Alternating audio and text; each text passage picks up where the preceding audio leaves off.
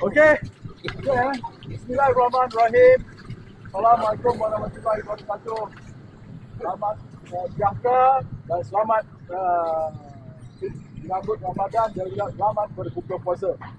Hari ini kita daripada Sekretariat Gerak Gempur telah membuat satu laporan polis, iaitu berkenaan dengan seorang yang ada di dalam satu video yang namanya adalah Gola Balakrishnan. Betul? Gobala Krishnan. Gobala Krishnan. Tak tahu dia datang dari mana lah. Tapi dalam video tu, dia telah memfitnah, menghasut, membuat persepsi jahat, menghina lah PMX, Perdana Menteri dan juga Menteri di dalam negeri, Saifuddin Nasution, dan juga kerajaan Malaysia. Dia kaitkan dalam video tu secara kasar, yang bagi tahu dia kaitkan dengan isu 170 juta yang SPRM telah pun membuat tangkapan dan dalam siasatan. Ini dalam siasatan, tu Uncle kan? Bukan ada apa-apa lagi, dalam siasatan. Tapi Gola Balakrishnan ni telah membuat satu video mengatakan bahawa tangkapan kepada Datuk Seri Ismail ni adalah satu ugutan untuk tidak meneruskan kesihatan. Maknanya kalau Datuk Seri Ismail bersama-sama Kerajaan Madani, siasatan tak diteruskan. Kalau tidak bersama dengan Kerajaan Madani, siasatan akan diteruskan. Terlalu banyak lagi dalam video tu. Saya tak nak banyak sentuh, tapi apa juga yang di masa tu tengok contohnya. Okey, apa yang dinyatakan dalam video tu adalah satu kenyataan yang mencakap persepsi fitnah, hearsay, dan siasatan tu pun belum ada apa-apa lagi, baru peringkat awalan. Tak boleh dibuat andaian bahawa tangkapan tu ada unsur-unsur ugutan, unsur-unsur balas dendam. Tak ada langsung. Jadi kalau video ni diteruskan, tiada tindakan, bermakna akan ada lagi lah orang akan percaya dan akhirnya boleh menjejaskan nama baik negara Malaysia dan juga kerajaan Malaysia. So itu sebab kita tampil sama-sama Sekretariat Gerak Gempur untuk membuat laporan polis. Kita minta lah pihak polis, pihak SKMM, kita ada akta MCMC, ada akta jenayah, so ambil tindakan lah. So itu je cerita dia, laporan polis hari ni. So terusnya saya minta saudara Uncle Syafuddin untuk memberikan pendataan berkaitan dengan video tersebut. Okey. Ya, terima kasih ya. Meja dah pun buat laporan terhadap nama apa, Gola Balakrishnan. Gobala Ya, Krishnan. Saya melihat bahawa Gobala ini bukan saja satu video yang telah beliau gunakan TikTok dan medsos untuk menghina dan memfitnah PMX ini dan Kerajaan Madani. Jadi dia begitu melampau ya. Kalau kita lihat bahawa isu yang berkaitan dia dengan secara direct ya, telah menuduh bahawa PMX bercampur tangan terhadap perkara di mana 170 juta telah pun diselongkar daripada rumah-rumah safe house ya. Jadi beliau telah mengatakan bahawa SPRM ini digunakan sebagai instrumen untuk memberi advantage kepada Kerajaan Madani, mengugut ya mereka-mereka yang tidak yang tidak menyokong kerajaan PHPN ini. Jadi tuduhan beliau itu dengan bahasa-bahasa penghinaan yang begitu jijik dan amat kotor ya. Jadi saya memikirkan bahawa kalau saya boleh sebut perkataan dia bulan puasa ya, saya minta maaf ya, dia begitu biadab lah. Kerana beliau telah mengata dan minta PMX bertaubatlah, dia cakap. Seolah-olah beliau mengatakan bahawa menuduh PM telah menggunakan SPRM untuk membuat tangkapan mencari bukti-bukti yang mana wang telah pun dijumpai, dan ini akan digunakan sebagai instrumen untuk kerajaan Madani mengugut supaya Ismail Sabri yang amat berhormat bekas Perdana Menteri yang ke-9 kita ini dan kumpulan beliau menyokong kerajaan Madani. Ini adalah tuduhan yang paling palsu, dan juga persepsi buruk beliau ini telah mendapat bacaan dan telah pun di like dan juga dilihat oleh lebih daripada 1.5 juta penonton, kerana TikTok beliau telah pun diviralkan, termasuk telah di-share, dan begitu banyak penonton-penonton di luar sana. Bagi saya ingin bercakap sedikit berkenaan dengan mereka-mereka yang menghina PM ini. Mereka kena faham bahawa kita menghina Perdana Menteri dan kita tidak sabar untuk menunggu pada pilihan raya 16 yang akan diadakan 2-3 tahun lagi. Jadi mereka ini mencari jalan dan memberi masyarakat menggunakan medsos ini untuk menghina dan juga untuk memesongkan fakta-fakta dan membuat persepsi macam mana media sebut tadi. Jadi saya ingin mengatakan bahawa ini adalah merupakan the character assassination on our PM. And when we talk about character assassination to the PM and Minister of Home Affairs, and this is a security threat. Yeah. So in other words, ini bukan isu politik. Ini isu adalah membuat fitnah dan membunuh karakter PMX dan juga Menteri Dalam Negeri Yang Berhormat Saudara Saifuddin Nasution. This is a very serious one. So we demanded, Sekpo, iaitu demanded that he must be siasat under SOSMA, because ini melibatkan keselamatan negara. And when he touches on the personality and the integrity of the Prime Minister and Minister of Home Affairs, he is creating the nation instability. So there is no avenue for him on to say that this is political, but it's not politics. This is something that you menggunakan medsos dan berkali-kali dengan begitu biadab dan kurang ajar menghina Perdana Menteri yang telah mendapat mandat daripada rakyat. Jadi itulah saja saya mau Polis Diraja Malaysia dan Menteri MCMC tahniah Datuk Fahmi Fadzil pada hari ini telah pun sahabat kami telah pun mendapat anugerah Datuk, dan tolonglah MCMC juga mengambil inisiatif dan tindakan yang seberapa segera, dan pihak Polis Diraja Malaysia dan Peguam Negara saya minta supaya penama yang kami report ini mestilah diambil tindakan di bawah SOSMA, mesti ditahan 28 hari dan buat siasatan. Ya, kerana apa? Kerana kita nak bagi tahu dengan dia bahawa di negara kita ini there is a law. Follow the rule of the law. If you want to make sure you want this government to fall, kerana perbuatan kamu memfitnah Perdana Menteri, memfitnah Menteri Dalam Negeri, that cannot be happen in this country. Last few days, 2/3 majority we secured in Parliament. Kita lihat bahawa 3 kali undi kita mendapat 148 undi ahli-ahli Parlimen. It shows that our government is very strong. This is 2/3 majority. So itulah saja komen saya ketika ini. So saya serah kepada Ayanda. Ayanda. Assalamualaikum warahmatullahi wabarakatuh. Salam selamat berpuasa lah. Kita tenang ni sampai bila pun tidak akan habis. Kalau tidak ada hukuman atau tindakan ataupun satu tindakan yang sangat ketat daripada pihak berkuasa. Hari-hari ada fitnah. hari-hari ada menyentuh perasaan orang lain. Termasuklah dalam Facebook, Twitter, Instagram dan sebagainya menggunakan akaun fake untuk fitnah orang. Itu sangat dahsyat.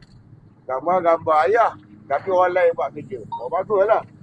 Jadi mana kata ini satu fitnah. Selagi tidak dipeteras, tahniah tadi pada Datuk Fahmi Fadil yang telah dianugerah gelaran Datuk ataupun dapat Datuk lah. Jadi hari inilah tahniah lah. Itulah. Jadi supaya MC pihak polis, siasat sampai ke Kaumbi, jangan lepas peluang fitnah, tetap ada hukuman. Walaupun dia minta maaf dia cuba bayar, maaf dibayar. Katalah hina 3R, 50,000, contohlah. Saya minta maaf Datuk, ya saya begini, okey. Dia bilang, maknanya, okey saya terima maaf kamu. Tapi bayarlah, tebus. Panggil, tebus maaf. Contoh 50,000. Agama, kalau raja, contoh dah 100,000. Contoh, gurau-gurau je. Maaf lah, tak ada apa. Tapi bayar. Jadi kita wujudkan satu peraturan baru. Minta maaf, okey, boleh. Tapi tebus maaf. Macam orang tebus talak lah. Begitulah, terima kasih. Itu je lah. Terima kasih. Ya, Dr. Akmal nak saman ayah tahu cerita. Dia bukan nak saman ayah. Dia dapat menyebut nama ayah. Dia kata fan Abdul Rahmi Kulub. Adminnya mesti pemberita ada wartawan ayah mana tahu kat depan ni. Dia cari lah kan. Jangan ayah pun nak bercenah orang. Itu je. Tak jadi kot. Sabar kita tunggu apa beritanya. Itu yang soalan je. Ya. Okey. Kita Pak Mus. Pengurusi. Okey. Bismillahirrahmanirrahim. Alhamdulillah wassalatu wassalamu ala Rasulillah. Sebenarnya tentang Gobala ni saya dah buat sebelum ini ada video yang lain. Dia buat style yang sama. Style dia ialah menggunakan kepandaian dia dalam berbahasa Melayu dan saya pun kenal dia semasa dalam parti keadilan dulu. Kemudian dia lompat ke sana sini dan akhirnya dia kata sekarang ni dia berpolitik putih. Tak apalah, apa pun. Saya setuju dan sepakat dengan Major dan juga Uncle dan juga Ayahanda Rani atas isu fitnah ni. Kita bangkit menyatakan pendirian kita bukan kerana kita nak popular, tapi ini adalah tanggungjawab kita bagi tahu kepada rakyat Malaysia bahawa fitnah ini tidak boleh dibenarkan. Al-fitnatu asyaddu minal qatl. Fitnah itu lebih berat daripada membunuh. Kemudian dalam hadis Nabi SAW jelas menunjukkan, dia kata tidak masuk syurga orang yang memfitnah. Tak masuk syurga kalau orang Islam angka. La yadkhulul jannah namam. Tidak masuk syurga orang yang memfitnah. Itu kalau kuncu-kuncunya biasalah. Gobala ni ada kuncu-kuncu dia. Okey. Mesej yang kita nak sampaikan kepada rakyat Malaysia, bukan kerana kita ni penjilat. Ada orang kata kita ni penjilat lah, macam-macam lah gelaran. Wayar putus lah dan sebagainya. Tidak. Kita berpendirian, fitnah mesti di-skat. Fitnah tak kira kepada siapa. Dari awal lagi kita cakap. Fitnah terhadap pembangkang pun kita lawan. Fitnah terhadap kerajaan pun kita lawan. Sebab fitnah itu tak betul. Kita nak bina negara ini dengan pembinaan yang betul. Kita, macam Uncle sebut tadi, telah berjaya melakukan satu perubahan di Parlimen. Ya, nasib ahli-ahli pekerja-pekerja Parlimen ini telah pun dapat dinobatkan. Dan kalau katakan pihak pembangkang yang selalu menyebut kerajaan gagal letak jawatan, kenapa nak letak jawatan? Sebab undi di Parlimen lebih ataupun 148 itu adalah 2/3, two-third majority. Jadi macam mana pula kata nak suruh letak jawatan? Jadi sebab tu saya katakan selalu, nak letak jawatan bukan dekat TikTok, bukan dekat media sosial, bawa ke Parlimen. Tapi terbukti semalam, terbukti bahawa kerajaan ini mempunyai sokongan majoriti dari ahli-ahli Parlimen. Jadi sebab saya juga berharap fitnah yang seperti ini, seperti mana yang Uncle sebutkan tadi, mungkin kita nak tiru macam Amerika. Kita boleh balun Donald Trump macam-macam. American memang macam tu lah. Ataupun di negara barat. Tapi di Indonesia sendiri pun, fitnah ini sudah tidak dibenarkan. Sebab dia boleh merosakkan generasi kita. Kalau di negara barat, mereka buat fitnah, fitnah tersebut mesti dibuktikan. Kalau tidak, mereka pun kena. Jadi kita ni sebagai sebuah negara yang ingin melaksanakan reformasi dalam semua segi, di parlimen, di mana lagi, di dalam kaki tangan kerajaan, dalam kementerian, di mana-mana saja ingin kita melihat reformasi itu berjalan dan bergerak, maka sampai masanya kita menyuarakan. Kami dari kurang lebih 50 ada NGO, ada yang bergabung bersama dengan kita, berharap isu fitnah ini dapat dihentikan dan kita sama-sama berusaha. Jangan terima fitnah. Tengok dulu, kalau fitnah jangan share. Ya, kalau fitnah jangan share. Itu saja pesan saya. Terima kasih dan tahniah juga kepada dua orang menteri, Dr. Zaliha dapat Datuk Seri dan juga YB Fahmi Fadil dapat Datuk. Dua telah membuktikan, ya, kita kena iktiraf bagaimana Dr. Zaliha, Datuk Seri Dr. Azad Zaliha telah membuktikan sewaan, ya Uncle, sewaan bazar terendah di Malaysia. Di Kuala Lumpur pula RM500 saja. Lepas tu kalau jaga kebersihan, bagi pula balik 200.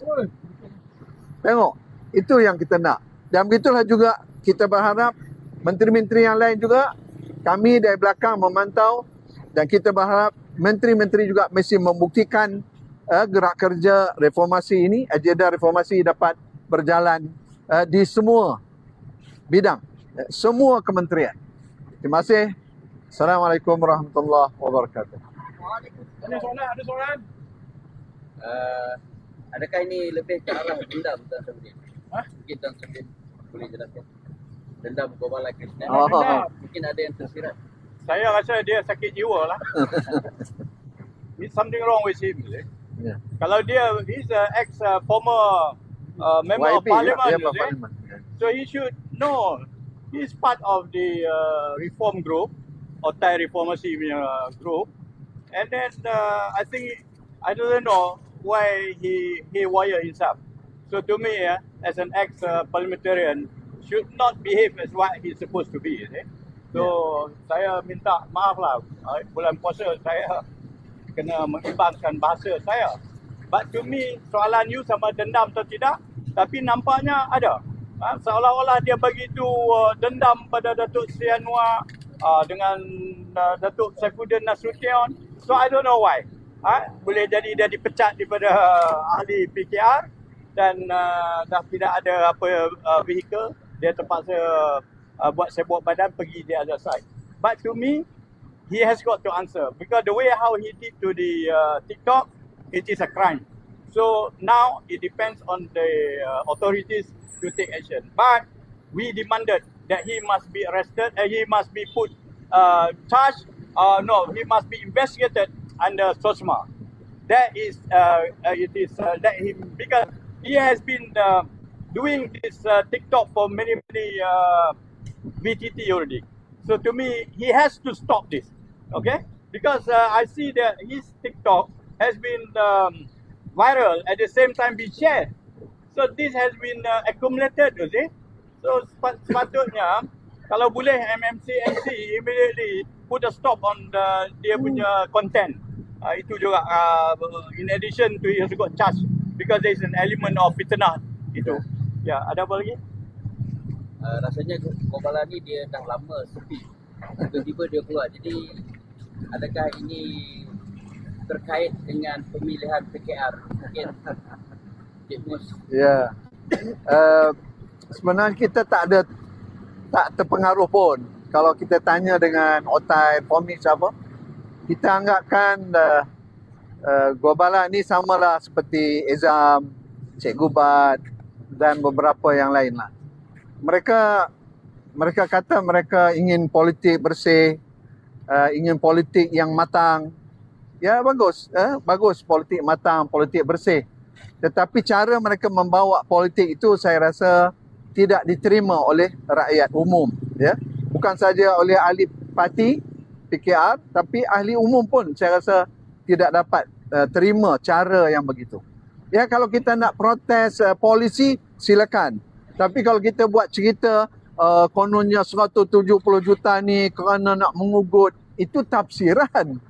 Itu tafsiran.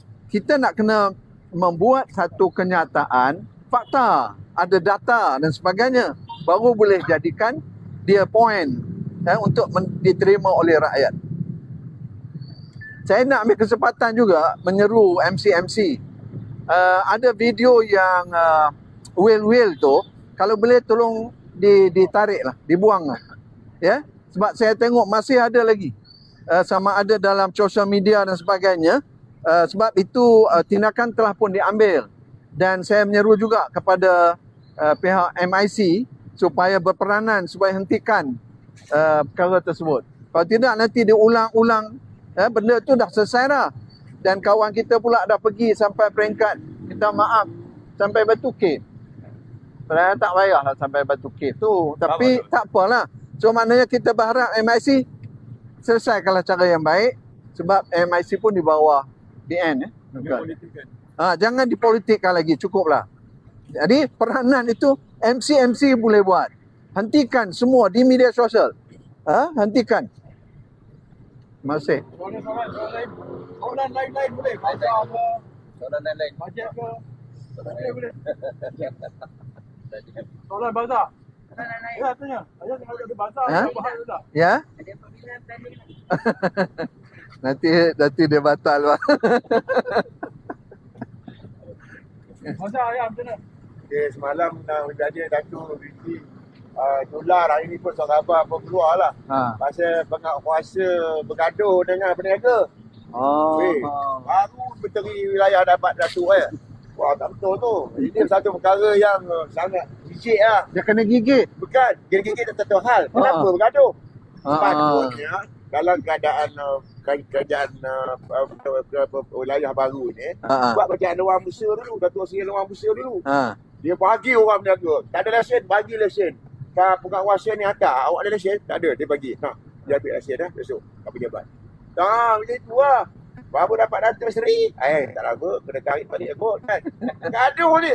Memalukan. Wanita, perempuan, dah berniaga lama, lebih-lebih 20 tahun. Tak ada apa benda ni. Ini satu dahsyat ni. Malu lah. Itu yang nak bagi tahu, Pak Men. Tak ada lesen, bagi lesen. Kan? Senang je. Tak susah. Lesen ketat. Macam kau sama tu juga ketat. Bosnya semua wanita. Datuk Bandar pun wanita. Gaduh pun wanita. Kawangan pun wanita. Datuk Seri Anwar dia bagus. Dia best tu kan. Tapi kalau macam ini keadaan teruk lah. Tak settle lah. Malu lah. Malu lah Datuk Bandar dengan Menteri Wilayah tu. Dia settle RM300 sewa bazar Ramadan. Tapi yang ni yang viral. Ni yang menghina peniaga ni. Kesian menangis-nangis dia. Woi, macam orang Gusti tu. Tak boleh gigit ke apa? Gigit. Bagus lah. Baik. Okey, itu saya nak pamen. Hentikan. Selesaikan masalah. Tak ada lesen, bagi lesen. Ada tindakan macam tu, ada provokasi gitu. Tak ada provokasi lah memang benda berlaku itu. Tak ada. Memang rosak. Rosak menteri itu kalau tak selesai. Bazar Ramadan mana tu? Bukan bazar Ramadan. Orang berniaga dah lama. Macam inilah. Bazar Ramadan memang dia dah selaraskan. Tak ada masalah pun. Kan? Tapi yang berniaga lama ni. Yang katanya tak ada lesen kan. Tapi ada juga yang berlaku di Bangi ya. Yang berlaku di Bangi itu sebaliknya. Sepatutnya itu bukan untuk jualan bazar Ramadan. Itu hanya untuk masa raya. Jualan produk raya. Jadi yang kawan ni pergi jual produk untuk buka puasa. Jadi tapi dia dah minta maaf dah pun. Okey dah. Yang buat viral video tu dah minta maaf dah. Apa marahlah orang viral kan? Tahniahlah orang yang viral tu dapat maklumat. Itulah betul lah. Berapa banyak siaran media kita ada. Dia minta maaf dengan ibu. Dia minta maaf. Salah cerita aku di Kuala Lumpur. Ini cerita apa ni? bukan Jumaat yang lain. Oh, ya. Sorry lah. Aku ingatkan di mana. Bulan puasa. Yang ni banyak, dia banyak kes. Lain lagi dia lain pergi cari show. Ada betul. Okey lah ya. So macam mana kita ni Meja? Ada jemputan nak buka puasa ke? Ada buka puasa di Masjid. bukan Datuk Ali Maju. Ha. Ya, buka puasa. Semua ni dia pun. Ya, semua di surau dia, di Seri Rampai. Ya. Ya, di surau Seri Okey, Rampai. mana? 7. Report di mana? Di Rampai Seri tu. Rampai, Seri Rampai. Dekat pasal baju lah. Masa baju. Ada di surau dia. Ada. Meja report Meja nak pegang. Pegang. Mesti pegang. Ha, pegang apa? Tak apa.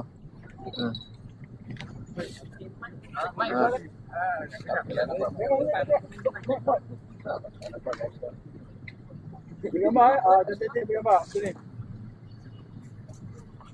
Siapa nak buat report boleh lah. Boleh saya ada dah 2-3 orang yang telah jumpa saya. Dia nak buat report dia kan. Saya bagilah. Apa? Contoh.